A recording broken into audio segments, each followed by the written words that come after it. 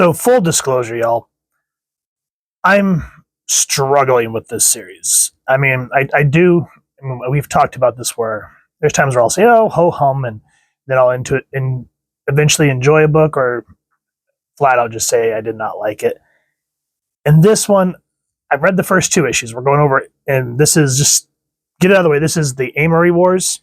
This is apparently based on Coheed and Cambria's albums. The lead singer, I think it's the lead singer, finally turned it into a comic through Image.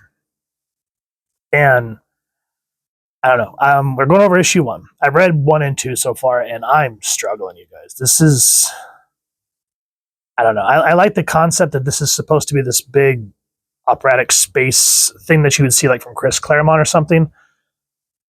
But let's just dive into it and let's see what y'all think. Because right now, 2 issues in, and I'm just not liking it. This says 6 years after the colonization of Silent Earth 3.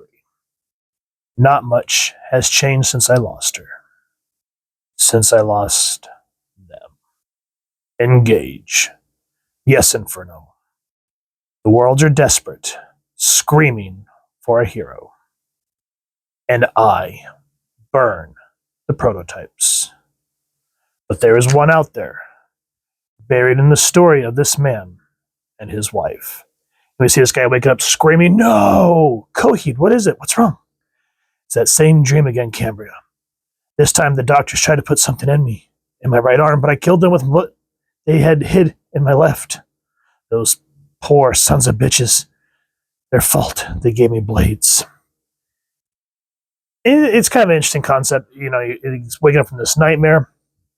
But I think what irks my Gurk the most, and I'm not trying to bash, but I do not like the artwork.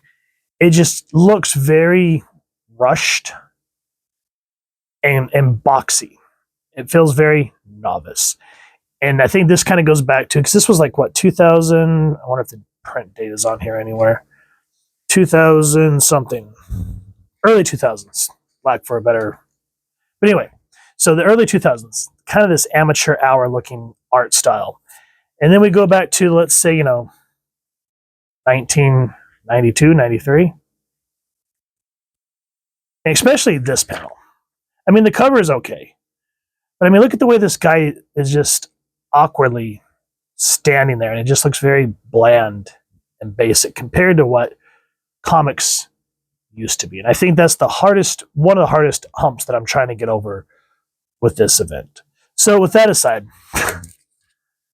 and unfortunately, I don't know where the credits are. I don't know if they put them in here. I guess it's at the beginning. Let's see, hold on. So also, this is also titled The Second Stage Turbine Blade Volume 1. This is Claudio Sanchez, creator-writer, Gus Vazquez, artist, chapters 1 and 2, Mike Miller, artist, chapters 3, 4, and 5, which I've not gotten to yet, Rex Justice colors, Maddie Ryan letters, and then there's everyone else working on the book. And hey, here's the thing. Print date, where is it? 2008. I knew it was the early 2000s.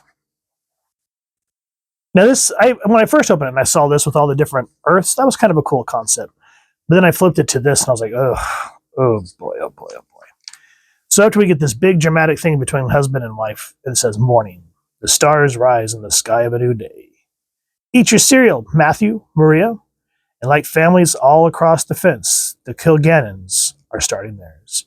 We have a lot to do, blah, blah, blah, talk. Working the night shift pays well, but it's hard on Coheed. Some days, this is the only time he sees his kids. What you got there, Claudio? Nothing really. The blades. The nightmare. Where'd you see this? What are you talking about? Dad, are you okay? Tell me where! And you just see he gets really mad.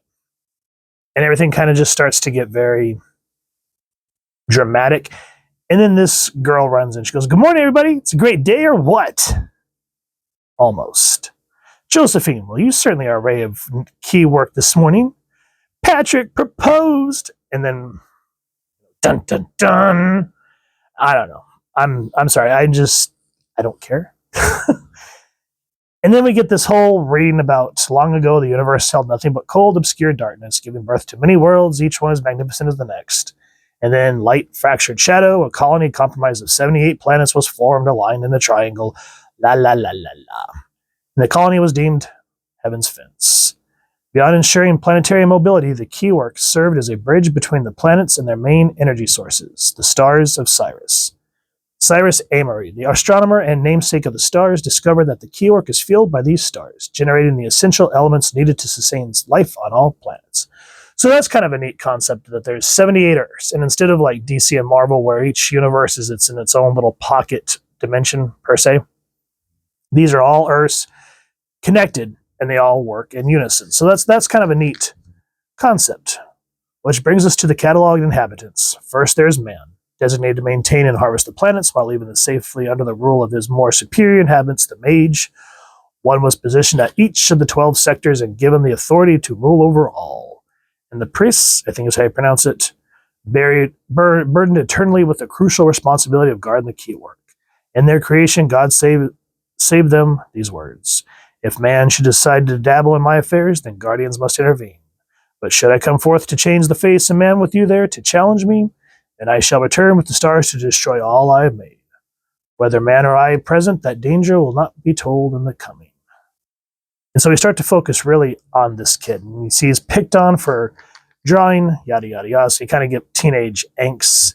And of course, mom life, da, da, da, da. And then all of a sudden we get this real weird, like, religious nut zealot. She thinks he's going to start saying, like, change, change. And he goes, "Is this the coming of the end? Will God return the change into the face of man? It's true, you do know. The priest will fall again. Get away from me. You're scaring my children. Please leave us alone." But she knows. Like, we're thinking that these are just people. But we start to realize that there's more to them. Just like how Kilgannon here, Coheed, is just trying to do his another grueling shift. And he starts talking to this man named Mayo Dettenwolf. He goes, "A terror threat, Mr. Kilgannon, has been made against the priests and her network. I regret to convey that your family has been placed as the pawns." And so this is where we, spoiler alert, we come to find out that his brother, the guy we saw at the beginning, Inferno, and then his wife and him, served 42 years ago in response to the Mage Wars. Dr. Leonard Hohenberger created an anti-terrorist unit called KBI, the Knowledge of the Beast and Inferno. Its main agenda was to guard against any ground-side threats to the keywork. But these two broke off and tried to want to live their life. And now apparently there's this thing called the Mon Star virus. It's strong enough to cool the stars of Sirius, thus allowing the keywork to diminish and the planets to drift apart. The project was terminated, but not properly. Hohenberger erased the minds of the knowledge and the beasts, but he left Inferno unchanged. And so you come to find out that Coheed and Cambria allegedly have this virus and that their kids have it too. And so he essentially says, you need to kill your children in order to save this keywork. How can a man go on living after he's killed his children? Should you fail, the virus will become airborne, infecting countless others. Apocalypse will be inevitable. And as the book comes to an end, they decide to go on it.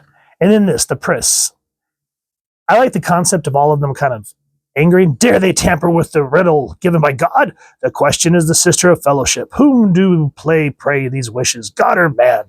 So may the shadows of our wings stain the face of man. We have come too close. At where or what do we break the format of the design? God, the flies. And as the book comes to a close, we see him coming with these vials of poison. It says, and so a decision has been made. And so in theory, the Second Stage Turbine Blade, I can see where it has its place in comic book mythos, and it kind of adds another layer to Coheed and Cambria's music. But to me, and I've looked at it, I've kind of flipped through what other people thought, and they said, a lot of us agree on the artwork being kind of rushed.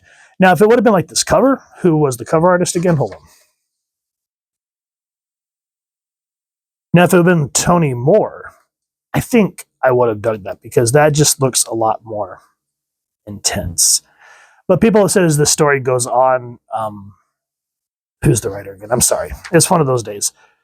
Claudio Sanchez gets better. So, a lot of times you have to let things build up. So maybe I'm being a little too harsh, But after reading comics for so many years, it's just so hard to get past the amateur hour in 2008 from Image Comics after even, let's ignore X-Force and Marvel. When Image came on, we had Eric Larson doing Savage Dragon. We had Todd McFarlane doing Spawn. We had Mark Silvestri doing Witchblade. And you look at the artwork from that time, and, it set a precedent. Jim Lee doing Wildcats in Gen 13. And then 2008, umpteen years later, and this is the best that Image can give us? I don't think so. But nonetheless, we will eventually be going over issue 2. I don't know. What do you guys think? If you've enjoyed what you've seen, please first and foremost support your local comic shop or wherever's going to get your action figures and comics, and check out this series. Or, like what I'm doing, support your local library and see if you can get a copy of this collected trade. If you've enjoyed this review/rant, really would appreciate it if you take a moment to like, share, and subscribe. Helps the channel more than you could possibly know. And if you don't mind hitting that fancy little turbine blade next to subscribe, that way as I can tip more content, you guys get notified. Come to the channel, and I love talking with y'all and hearing your thoughts and feedback down in the comments or the socials, which I'll make sure the links down in the description. So with all that said, hope y'all continue to have an absolutely amazing day reading, and happy hunting, everyone.